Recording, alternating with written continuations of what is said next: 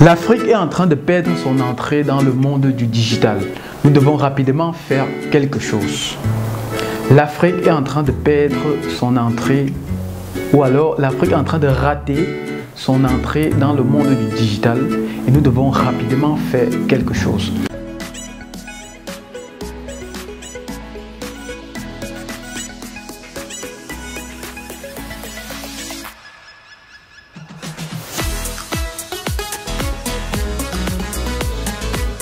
Si vous regardez le monde du digital, particulièrement au Cameroun ou alors dans l'Afrique en général, vous allez vous rendre compte qu'aujourd'hui, le divertissement et l'abrutissement ont pris le dessus. Et ce qui fait donc que nous autres Camerounais africains utilisons le digital en majorité pour s'abrutir. Pourtant, ce n'est pas le seul moyen d'utiliser le digital. On peut utiliser le digital de différentes manières. Mais quelqu'un comme moi, quand je me permets de dire que l'Afrique est en train de rater son entrée dans le monde digital, c'est parce qu'en tant que web marketeur, je connais le potentiel que le digital a. Je connais le potentiel que le digital peut permettre au continent africain de se rattraper par rapport au retard qu'on a aux autres continents. Et justement, quand moi je vois la manière dont les choses sont en train de se passer, ça me fait me poser des questions. Et je vois que d'ici 10 ans, 20 ans, 30 ans, on aura complètement raté. Et on va se retrouver avec une société qui n'aura pas vraiment su tirer profit de cette merveille. Oui, le digital est une merveille. On n'aura pas su tirer profit de cette merveille comme il se doit.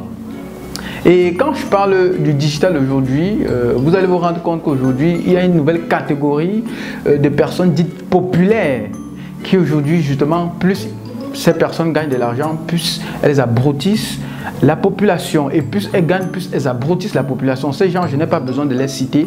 Vous les connaissez tous. Vous êtes tous sur Internet, sur les réseaux sociaux, dont on les voit tous. C'est de ce type d'abrutissement-là que je suis en train de parler ici. Et ce qui va donc se passer, c'est que nos enfants, nos cadets de la génération Z, comme je l'ai expliqué dans une précédente vidéo, j'ai clairement expliqué ce que c'est que quels sont les différents types de générations et les caractéristiques de chaque génération. Donc vous pourrez aller regarder cette vidéo sur la transformation du digital à travers les générations pour bien comprendre ce que c'est. Donc comme je disais, nos cadets et nos enfants de la génération Z, qui sont ceux-là qui vont mieux utiliser ou alors qui utilisent mieux le digital que nous, ce que les enfants vont faire, ils vont simplement copier ce que nous est en train de faire et le multiplier autant que possible. Et du coup, puisque le digital actuellement est beaucoup plus utilisé pour le divertissement et l'abrutissement, notre société deviendra une société juste qui sera là pour animer la galerie et non pas pour créer des vraies choses et non pas pour aider la population à se développer, ne pas permettre à la population d'apprendre des choses qui vont permettre au continent de se développer elle-même. Donc c'est-à-dire qu'à côté, il n'y a pas une relève qui est préparée. Et nous aujourd'hui, nous on déplore cela. Et on a décidé donc de se regrouper autour d'une organisation appelée ADI, pour Association des acteurs du digital, afin de permettre à chaque professionnel dans chaque domaine d'activité d'apporter son expertise pour qu'ensemble on puisse proposer une autre alternative. Quand je parle des professionnels du digital dans chaque domaine d'activité ici, je parle par exemple de la culture. Par exemple, quand je vais parler du divertissement et de l'abrutissement, certaines personnes vont se dire que je renie le divertissement, quoi que ce soit. D'ailleurs, j'aime le divertissement. Moi, je suis quelqu'un qui aime beaucoup la musique, j'aime beaucoup le cinéma et beaucoup d'autres choses, comme chacun d'entre vous.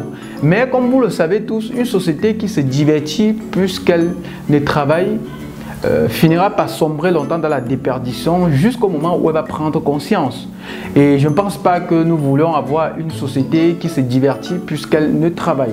Donc quand je disais qu'on s'est réunis autour d'une organisation digitale dénommée ADI, ici c'est pour dire quoi? Dans tous les domaines d'activité, c'est pour dire que vous aujourd'hui qui êtes spécialiste de la culture, moi par exemple je n'ai pas une très grande expérience du côté de la culture, c'est-à-dire vous qui êtes spécialisé dans la culture, vous venez pour qu'ensemble dans ce domaine de la culture là, on aide par exemple notre jeunesse à facilement apprendre les différentes langues qu'on a dans nos différents villages.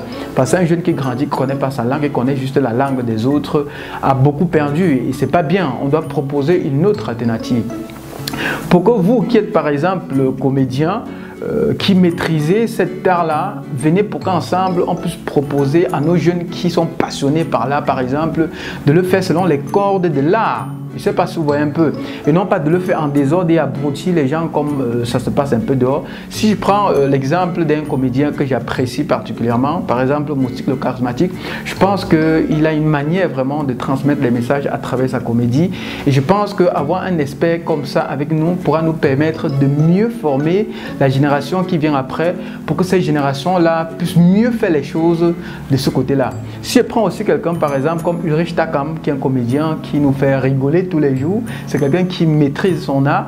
Je pense qu'avoir quelqu'un comme ça qui enseigne ce qu'il sait faire pour qu'on puisse relayer encore, c'est vrai que ce qu'il fait est déjà formidable, pour qu'il puisse transmettre dans ses connaissances, pour qu'on puisse relayer, pour que les jeunes qui aiment ce qu'il fait puissent vraiment apprendre dans le bon sens et non pas regarder et imiter dans tous les sens, faire n'importe quoi pour finir abrutir même ceux qui voulaient apprendre au point où à la fin les internautes ne savent plus qui fait bien ou qui ne fait pas bien. Et je pense qu'avec ça, ça va permettre donc que ceux qui sont des professionnels, donc on va les respecter encore plus, leur donner véritablement leur place et leur permettre d'enseigner et d'impacter la jeunesse qui se retrouve derrière. J'insiste, cette jeunesse-là qui va mieux utiliser le digital que nous, c'est très important. Et permettre aussi que les professionnels, par exemple, qui se retrouvent du côté de la musique, ceux qui maîtrisent vraiment la musique, que ça ne devienne plus seulement le boom-boom qu'on voit un peu partout sur Internet, que ces professionnels de ce domaine-là viennent transmettre cet art-là de manière vraiment authentique pour que la jeunesse qui sont passionnés par la musique puisse vraiment apprendre les choses comme il se doit. Pour que les jeunes aussi, aujourd'hui, vous allez vous rendre compte que je ne vais pas carrément m'étaler sur tous les domaines. J'ai pris juste quelques domaines par exemple pour que vous compreniez qu'il y a beaucoup de travail à faire. Les jeunes aussi qui sont passionnés par exemple par la programmation, que les professionnels de la programmation par exemple se rapprochent de nous pour qu'ensemble on puisse mettre sur pied une stratégie. Vous allez vous rendre compte qu'aujourd'hui par exemple on se plaint tout le temps que les occidentaux, tout ce qui passe dans nos chaînes de télé en majorité, c'est ce que les occidentaux ont conçu. On se plaint que le mot sexualité dans la télé, les enfants voient ça dans les dessins animés et tout. Par contre, nous on aimerait que ceux qui sont passionnés par ça par exemple se rapprochent par exemple de nous, ou alors si on les découvre, on va se rapprocher d'eux pour que les experts de ce domaine-là puissent concevoir quelque chose adapté à notre environnement, qu'on veut que nos enfants apprennent par exemple dans nos dessins animés pour qu'ils ne regardent plus uniquement ce que les autres nous proposent. Que nos enfants désormais aussi, à travers les dessins animés et autres, regardent les contenus que nous-mêmes on a conçus pour eux, par rapport à la relève que nous on veut préparer. Se plaindre, c'est bien beau, mais comme vous savez, se plaindre à longueur de journée ne change rien. Donc nous, aujourd'hui, on a arrêté de se plaindre malgré les difficultés et on a décidé de prendre nos responsabilités en main.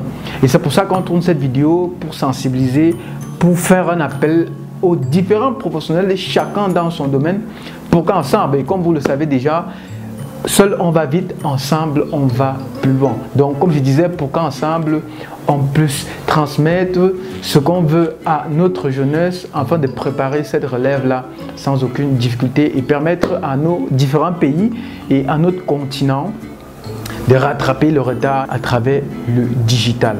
C'est ce que je voulais partager avec vous aujourd'hui. On se prend à une autre vidéo. C'était Yannick Djoko, le dompteur.